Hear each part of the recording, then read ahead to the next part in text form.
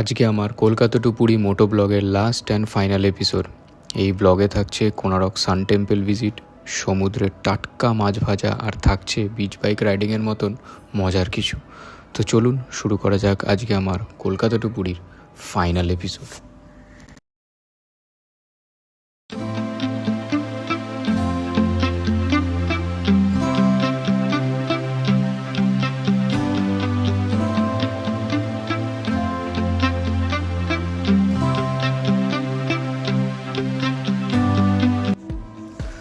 তো সকাল সকাল সমুদ্রের ধারে গিয়ে হঠাৎ ইচ্ছে হলো একটু সমুদ্রের টাটকা মাছ খাওয়ার।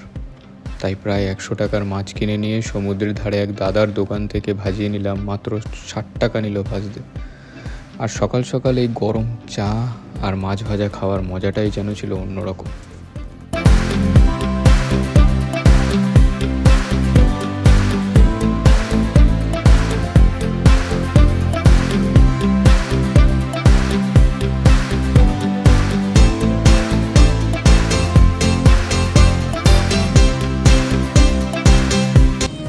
সকাল সকাল এই নৌকা মাঝিরা সব মাছ নিয়ে এসে দাদার দোকানে মাছ ভাজা হচ্ছে। দাদা, তোমার নাম কি? আমার নাম নরসিংহ আছে। নরসিংহ, একদম নরসিংহের মতন মাছ ভেজেছে। তাহলে যারা যারা পুরীতে আসবে দাদার কাছ থেকে মাছ ভেজে নিয়ে যাবে। এই হচ্ছে জায়গাটা, ঠিক কোন দিকে বলে দিচ্ছি। Hotel swimming. এই হোটেল সুইমিং এর ঠিক অপোজিটে এই দাদা মাছ ভাজে। যা মাছ নিয়ে আসবে, যা বলবে সব করে দেবে, রান্না থেকে শুরু করে। আর আমার চ্যানেলটা নিয়ে একটু বলে দাও দাদা। আমার চ্যানেলটা বলে দাদার চ্যানেলকে লাইক করো, সাবস্ক্রাইব করো। হ্যালো দাদা, খুব ভালোবাসা দাও দাদাকে।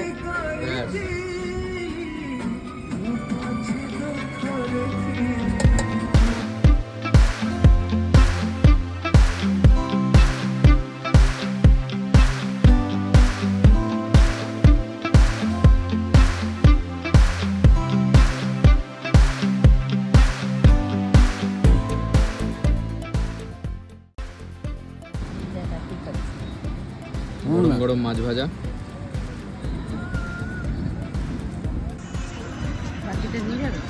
ভালো ভেজেছে। তো আজকের ব্লগটা স্টার্ট করছি একদম সি ফেসিং, সি সাইড থেকে একদম।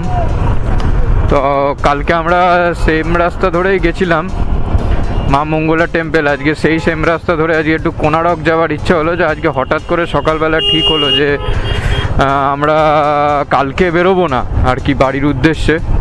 তো তার জন্য আমরা স্যাটারডেতে বেরোবো। কালকের দিনটা একটু রেস্ট নেব, পুরীতে থাকবো, পুরীতে সময় কাটাবো। তো তার জন্য আজকে সকালবেলা ঠিক করলাম যে একটু কোনারকটাই ঘুরে আসা যাক। এখান থেকে 40 কিলোমিটার, 1 ঘন্টা মতন সময় লাগবে বাই রোড। তো শুরু করলাম আজকে সকালের ব্লগ আমার কলকাতা টু পুরী জার্নির।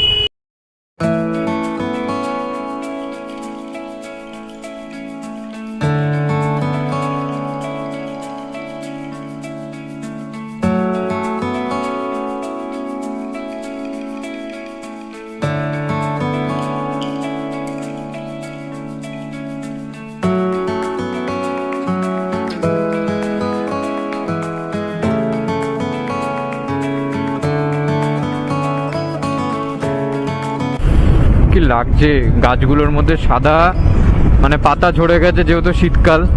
যদি পাতা থাকতো না আরো দারুণ লাগতো। আর এরকম গাছগুলোর যাতে রাত্রিবেলা অনেকে যাতে যাতায়াত করে বলে গাছগুলোর গায়ে রং করে দিয়ে, সাদা রং করে দিয়ে লাল রঙের স্টিকার লাগিয়ে দিয়েছে, যাতে দূর থেকে আলোতে ফোকাস করা যায় যে না এখানে কোনো বাউন্ডারি আছে। দারুণ লাগছে। আর এরকম রাস্তার সাইডে দুপুরবেলা এরকম ডাব নিয়ে বসে আছে অনেক, ওই দূরে দেখা যাচ্ছে কয়েকটা জায়গায়, কিন্তু কালকে বেশ ভরে ভরে ছিল। আজকে যেহেতু 12টা বেজে গেছে, হয়তো অনেকে ডাবওয়ালারা উঠিয়ে নিয়েছে ডাব। আর এরকম গাছের মধ্যে স্ট্রগুলোকে ঝুলিয়ে রেখেছে, মনে হচ্ছে যেন ফুল ফুটে রয়েছে, এত সুন্দর লাগছে।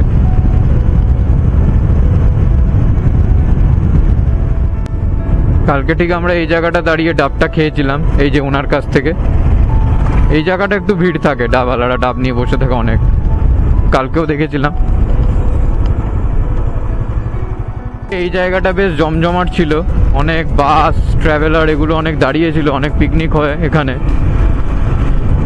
এটা হচ্ছে একটা পিকনিক স্পট, এখানে অনেকে পিকনিক করতে আসে। তো আজকে অনেকটা ফাঁকা, যে খুব একটা লোকজন নেই। তো এই পিকনিকের জন্য এই হাঁড়ি কড়াই সব এগুলো রয়েছে এখানে। এই হচ্ছে সেই সমুদ্রের জায়গাটা যেখানে আমি একটু ওই বিচ বাইকগুলো চালানোর খুব ইচ্ছা আছে, আজকে চালাবো। এই জায়গাটা খুব সুন্দর। So welcome to Konark. তো চলে এসেছি কোনারক। এই রাস্তা ধরেই কালকে গেছিলাম, তো আজকেও এই রাস্তাটাও বেশ সুন্দর, পরিষ্কার। তো আমরা যে পুরীর হোটেলটাতে ছিলাম সেটা আমি আরও একবার এই ভিডিও স্ক্রিনে দিয়ে দিচ্ছি, আর আমার ভিডিও ডেসক্রিপশন বক্সেও মেনশন করে দেবো। আমি এপিসোড 1-এও দিয়ে দিয়েছিলাম, যারা পুরী আসবে তারা অবশ্যই স্ক্রিনে এবং ডেসক্রিপশন বক্সে দেওয়া নাম্বারে কন্ট্যাক্ট করে নিতে পারো আর বুক করে নিতে পারো। তো দেখতে দেখতে আমরা কোনারক টেম্পেলের সামনে চলে এসেছি। এখানে কোথাও একটা বাইক পার্কিং করতে হবে, বাইক পার্কিং করে আমরা তারপরে ভেতরের দিকে যাব। তো চলো ভেতরে গিয়ে কথা হচ্ছে তোমাদের সাথে। আপাতত এখানে একটা বাইক পার্ক করে নিই। যে কোনারক টেম্পলে ঢুকতে গেলে এখানকার টিকিট কাউন্টার থেকে 40 টাকা দিয়ে পার পার্সন টিকিট কেটে ঢুকতে হবে। তো আমরা 40 টাকা করে টিকিট কেটে কোনারক টেম্পলের ভেতর এন্ট্রি নিলাম।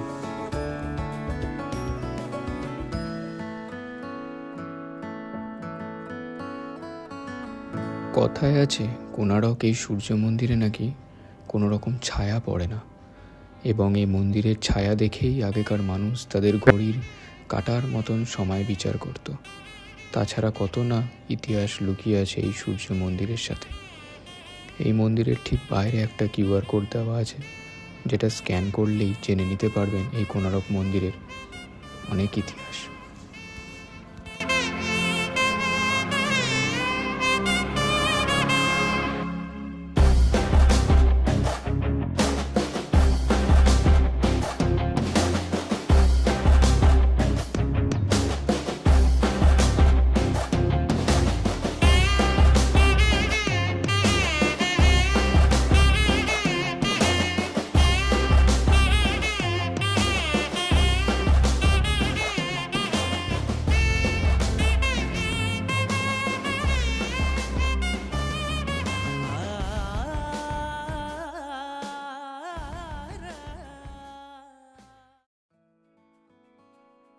তো ফেরার সময় বলেছিলাম যে এই চন্দ্রভাগা বিচে বিচ বাইকগুলো চালাবো, তো কোনো দিন সুযোগ পাইনি চালানোর, তো আজকে সেই সুযোগটা পেলাম।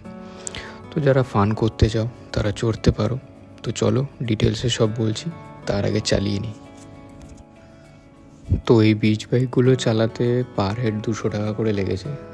যতটা ইজি ভাবছিলাম ততটা ইজি ছিল না, কারণ নর্মাল বাইক চালানো আর এই বিচ বাইক চালানোর মধ্যে তফাৎ আছে। ওটা 2 হুইলার, এটা 4 হুইলার, তো কন্ট্রোল করতে খুবই অসুবিধা ছিল, বাট জাস্ট ফর ফান, এটাই মজা। তো যারা যারা মানে চন্দ্রভাগা বিচে আসবে বা পুরী বিচেও এগুলো আছে, তো চালাতে পারো, নো প্রবলেম।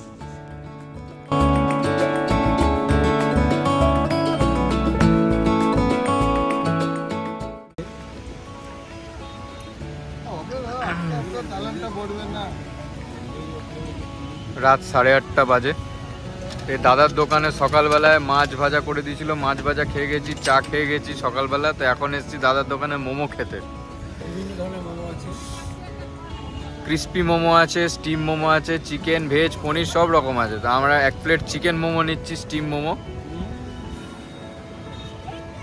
এই হচ্ছে স্টিম মোমো, মেয়োনিজ আর সস দিয়ে সুন্দর করে। 50 টাকা স্টিম। পুরীর রাতে এই দাদার সাথে আমরা মোমো খাবো।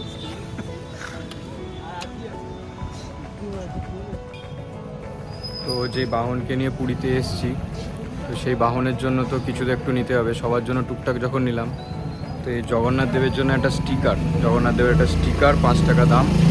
এটা বাইকে লাগাবো বলে ঠিক করেছি, বাবার বাইক আর আমার বাইক দুটোতেই লাগাবো। তো স্টিকারগুলো কেমন লাগছে কমেন্ট বক্সে জানিও। আর স্টিকারের কোয়ালিটিগুলো খুব একটা ভালো ছিল না, হোটেলের রিসেপশন থেকেই গ্লু নিয়ে এগুলোকে আটকাতে হয়েছিল।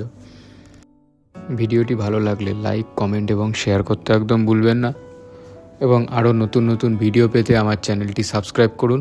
তো চলুন দেখা হচ্ছে আপনাদের সাথে আবার নতুন কোনো ট্র্যাভেল ব্লগ নিয়ে। তো আজকের মতন tata, good bye, good night.